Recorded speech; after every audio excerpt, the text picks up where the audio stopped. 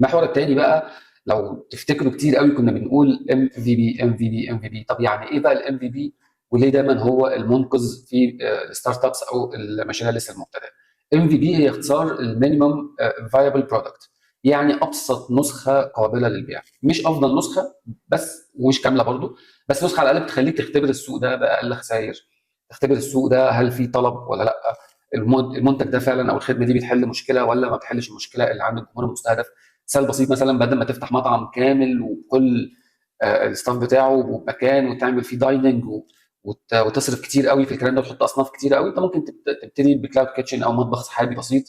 وتشترك في تطبيقات مثلا التوصيل وتبتدي تجرب، تشوف الناس هل هيحبوا الطعم، هل هيحبوا المنيو، هل في طلب، هل في كده، قدرت تتنافس، وواحده واحده ابتدي اطلع في الكلام ده، بدل ما تعمل تطبيق ضخم جدا فيه كل الفيتشرز وفي كل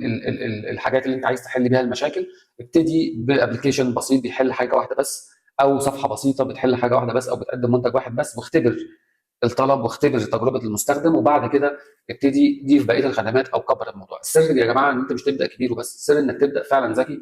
وتصرف كل جنيه مظبوط، وازاي هيرجع لك الجنيه ده في اقصر فتره ممكنه، لان انت ستارت اب فانت محتاج دوره راس المال بتاعتك تكون يعني سريعه جدا علشان تلحق.